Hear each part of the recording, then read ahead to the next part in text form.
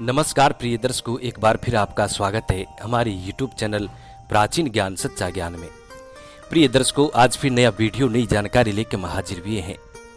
दर्शकों, आज की जो कहानी है, आज का जो प्रसंग है, बड़ा ज्ञानवर्धक है और बड़ा मोटिवेशनल है। इस वीडियो को अंत तक देखिएगा ताकि आपको संपूर्ण जानकारी हासिल हो। प्रिय दर्शकों, आज की जो कहानी है सारस पक्षी की कहानी है।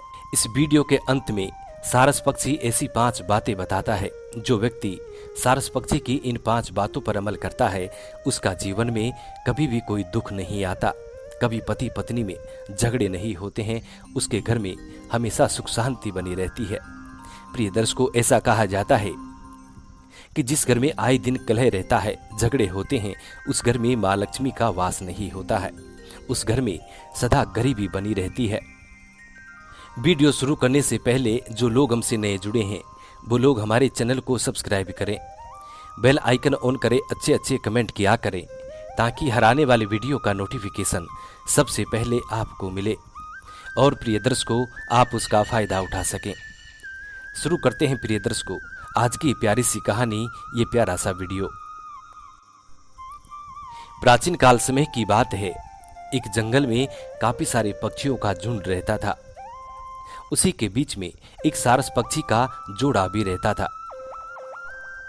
प्रिय दर्शकों, उन सभी पक्षियों में काफी पक्षी ऐसे थे जो बहुत गरीब थे और कुछ पक्षी ऐसे थे जो धनवान थे, धनी थे, उनके पास में काफी संपत्ति थी। और बहुत से पक्षी ऐसे थे जो बहुत ही निर्धन थे, बहुत ही गरीब थे। कभी भी माँ लक्ष्मी ने उनके निवास स्थान पर कदम नहीं रखा और उन पक्षियों का कभी भाग्य उदय नहीं हुआ, इसलिए उनका जीवन गरीबी में ही व्यतीत हो रहा था, दुख दरिद्रता में ही व्यतीत हो। अब एक दिन सारस पक्षी की पत्नी अपने पति से कहने लग जाती है कि पियाजी, सर्दियों की रात है, ठंडी ठंडी पवन चल रही है, नींद नहीं आ रही है, चंदा की चांदनी खिल रही है, आप कुछ ऐसा कीजिए ताकि हमको नींद आ जाए और रात कट जाए। प्रिय दर्शकों, तब सारस का पति सारस से कहता है कि प्रिय, नींद आने का और कोई विकल्प नहीं है, अपनी आंखें बंद करो और सो जाओ। तब उसकी पत्नी कहती है कि पियाजी, आंखें तो मैं बार बार बंद कर रही हूं, लेकिन बार बार मेरे दिमाग में एक ही सवाल घूमता रहता है और उसकी वजह से मेरी नींद उड़ जाती है। मैं जब भी अपनी आंखें बंद करती हूं तो बार बार मेरी आंखों के सामने सिर्फ और सिर्फ वो एक ही दृश्य घूमता रहता है, एक ही सवाल बार बार मेरे दिमाग में घूमता रहता है। प्रिय दर्शकों, पत्नी की बात सुनने के बाद सारस पक्षी अपनी पत्नी से कहता है कि प्रिय, ऐसा वो कौन सा सवाल है जिसने तुमको इतना परेशान कर रखा है। प्रिय दर्शकों, तब सारस पक्षी की पत्नी कहने लगती है कि पियाजी, इस जंगल में हम पक्षियों का इतना बड़ा परिवार है और इस पूरे परिवार में काफी लोग बहुत धनी हैं और काफी लोग बहुत ही निर्धन हैं, बहुत गरीब हैं, उनका जीवन बड़ा दुखमयी है। बस यही सवाल मेरे दिलो दिमाग में बार बार घूमता रहता है कि सभी लोग धनी क्यों नहीं होते हैं, जो गरीब रह जाते हैं वो गरीब ही क्यों रह जाते हैं। क्या उनको भगवान ने जन्म नहीं दिया? क्या माता लक्ष्मी उनकी नहीं है? आखिर क्यों माता लक्ष्मी इतनी बड़ी नाइंसाफी करती है? जो लोग धनी हैं उनके ही घर जाती है और जो लोग गरीब हैं उनके घर क्यों नहीं जाती है? प्रिय दर्शकों, अपनी पत्नी की इतनी बात सुनने के बाद अब सारस पक्षी अपनी पत्नी को एक छोटी सी कहानी सुनाता है और कहता है कि प्रिय, इस कहानी को ध्यान से सुनिएगा, आपकी दिलो दिमाग की सारी विडंबना दूर हो जाएगी और आप ये जान सकोगी कि जो गरीब हैं वो अक्सर गरीब क्यों रह जाते हैं और जो लोग अमीर हैं वो लखपति से भी करोड़पति कैसे बन जाते हैं। प्रिय दर्शकों, तब सारस पक्षी कहानी शुरू करता है और उसकी पत्नी बड़े ध्यान से और बड़े गौर से सुनती है। सारस पक्षी कहता है कि एक नगर में एक सेठ रहता था। उसके घर अन्न धन की कोई कमी नहीं थी, अनगिनती के नौकर चाकर थे। मानो कि माता लक्ष्मी उनके घर पे ही बैठी हो, उनके घर पे ही निवास करती हो। कुबेर ने उस सेठ के लिए खजाने के दरवाजे खोल दिए हो। इतना धन उस सेठ के पास था, ऐशो आराम की जिंदगी थी, किसी बात की कोई चिंता नहीं थी। प्रिय दर्शकों, उस सेठ के 4 पुत्र थे। सेठ अपने चारों पुत्रों का विवाह कर देता है। अब 4 बहुएं उस सेठ के घर में आ जाती हैं। प्रिय दर्शकों, इस कहानी को सारस पक्षी अपनी पत्नी को सुना रहा है और वो बड़े ध्यान से और बड़े गौर से सुन रही है। सारस पक्षी आगे कहता है कि जब उस सेठ के घर में 4 बहुएं आ जाती हैं तो धीरे धीरे उन बहुओं में तू मैं होने लग जाती है।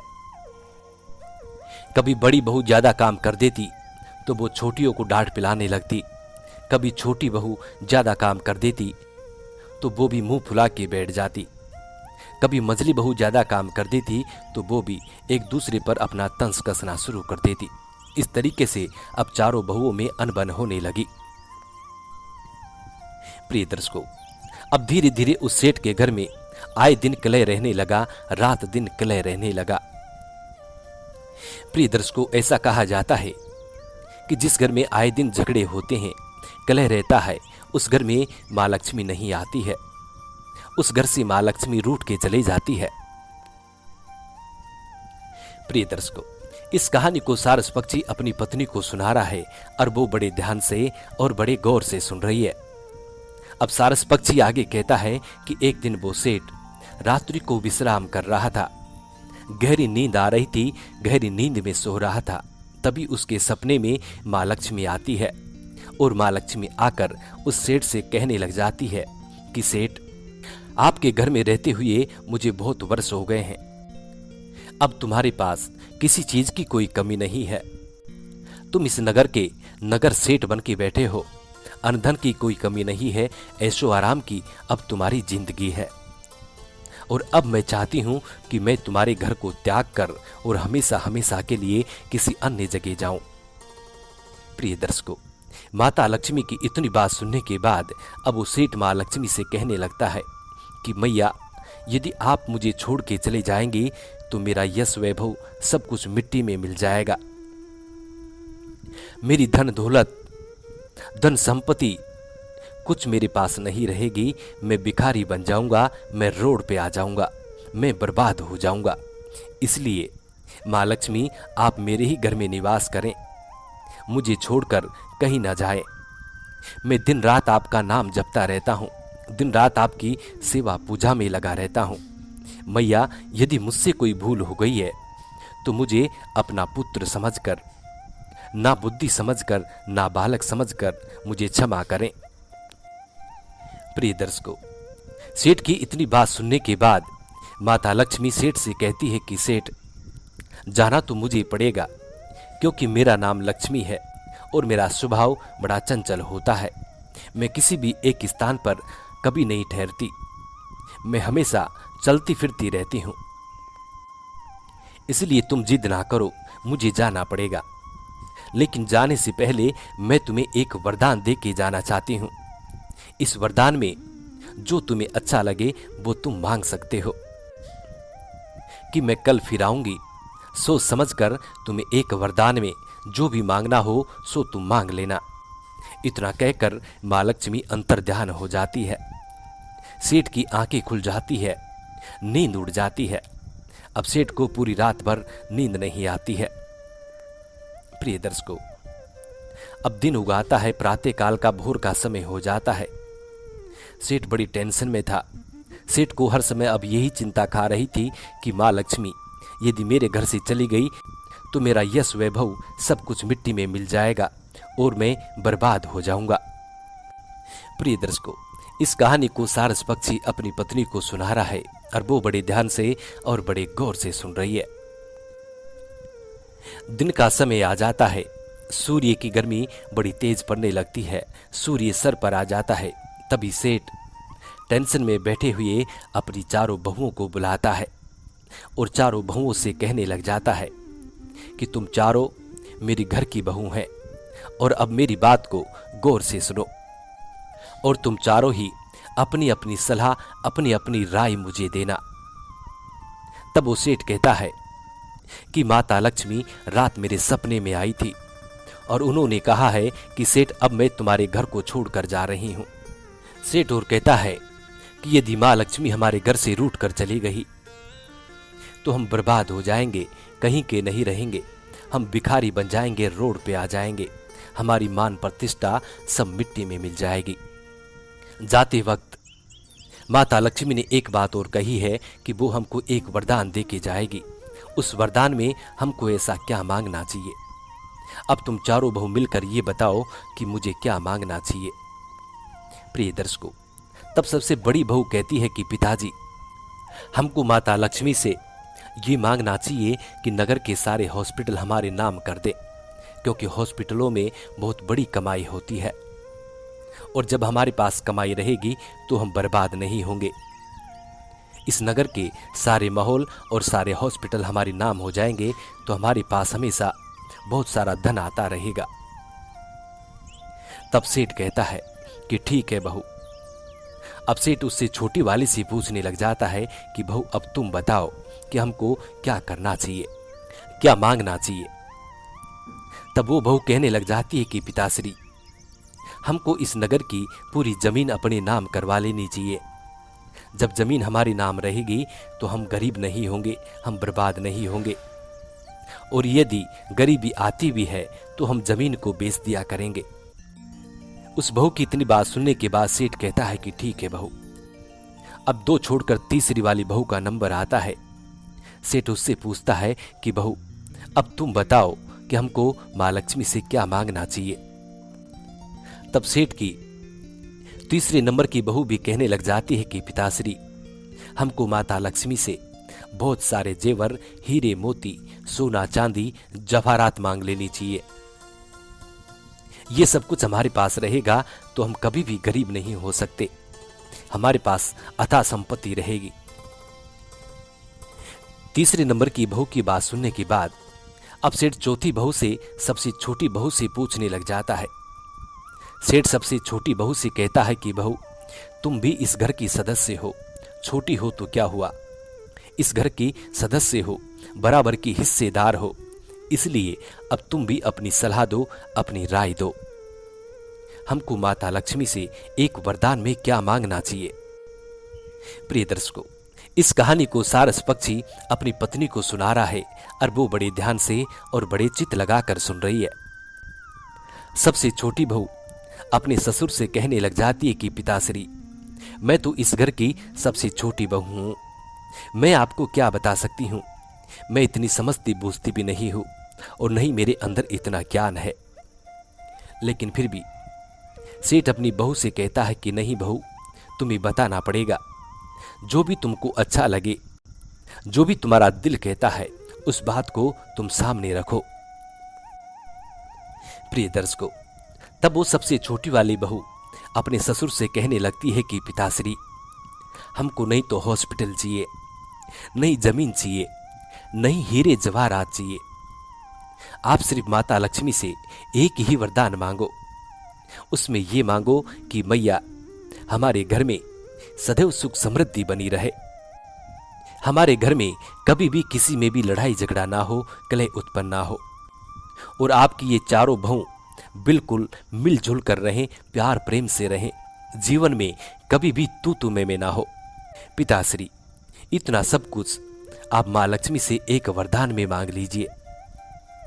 प्रिय दर्शकों, अब सेठ चारों बहुओं की बातें सुन लेता है और सबसे छोटी वाली बहू की बात सेठ के दिलो दिमाग में बैठ जाती है। अब रात्रि का समय होता है, सेठ खाट पे सो जाता है, सेठ पलंग पर विश्राम करने लग जाता है। प्रिय दर्शकों, तभी माँ लक्ष्मी सेठ के सपने में आती है और माँ लक्ष्मी सेठ से कहने लग जाती है कि सेठ, अब तुम्हें क्या मांगना है सो तुम मांग लो, अब मेरा यहां से जाने का समय आ गया है। मैंने तुम्हें कहा था कि मैं तुमको एक वरदान दे के जाऊंगी, अब एक वरदान में तुम जो मांगना चाहते हो सो मांग लो। प्रिय दर्शकों, इस कहानी को सारस पक्षी अपनी पत्नी को सुना रहा है और वो बड़े ध्यान से और बड़े गौर से सुन रही है। उसके बाद सेठ माँ लक्ष्मी से कहता है कि माँ,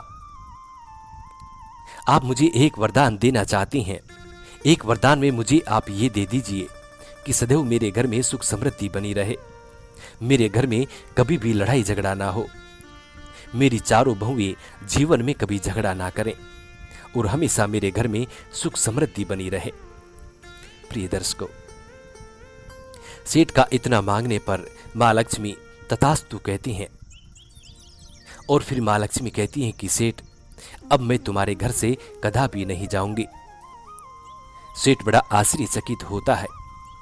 सेठ मां लक्ष्मी से कहने लगता है कि मां, अभी तो तुम कह रही थी कि तुम मेरे घर को त्याग करके जा रही हैं और अब तुम कह रही हो कि आप मेरे घर से नहीं जाओगी, ऐसा क्यों? प्रिय दर्शकों, तब मां लक्ष्मी कहने लगती है कि सेठ, जिस घर में सुख समृद्धि होती है, जिस घर में लड़ाई झगड़े नहीं होते हैं, उसी स्थान पे तो मैं निवास करती हूँ। वही तो मेरी जगह है जहाँ मैं निवास करती हूँ। और जहाँ लड़ाई झगड़े होते हैं, हर समय कलह उत्पन्न रहता है, उसका मैं त्याग कर देती हूँ। प्रिय दर्शकों, इस कहानी को सारस पक्षी अपनी पत्नी को सुना रहा है और वो बड़े ध्यान से और बड़े गौर से सुन रही है। सारस पक्षी अपनी पत्नी से कहता है कि प्रिय, इस कहानी के माध्यम से तुम्हें क्या सीख मिली कि लोग गरीब क्यों रह जाते हैं और कई लोग अमीर क्यों बन जाते हैं? सारस पक्षी इस बात को अच्छी तरह समझ जाती है कि जिस घर में आए दिन कलह रहता है, लड़ाई झगड़े होते हैं, वहां पे मां लक्ष्मी का वास नहीं होता है। जिस घर में बड़े प्रेम के साथ लोग रहते हैं, उस घर में सुख समृद्धि निवास करती है, मां लक्ष्मी का आगमन होता है, मां लक्ष्मी का निवास स्थान बन जाता है। प्रिय दर्शकों, इसीलिए लोग गरीब रह जाते हैं। जिस घर में आए दिन कलह उत्पन्न रहता है, लड़ाई झगड़े होते हैं, वहां पर मां लक्ष्मी का वास नहीं होता है। इसलिए हो सके तो अपने घर में सदा सुख शांति रखें, लड़ाई झगड़े से दूर रहें, ताकि आपका भी भाग्य उदय हो सके। प्रिय दर्शकों, आज की कहानी यहाँ समाप्त होती है। हम उम्मीद करते हैं कि आज का ये वीडियो आप लोगों को बेहद पसंद आया होगा और इस कहानी से आप ढेर सारी प्रेरणाएं लेंगे। मिलते हैं प्रिय दर्शकों आने वाले नेक्स्ट वीडियो में। तब तक अपना ख्याल रखें। जी नमस्कार, धन्यवाद।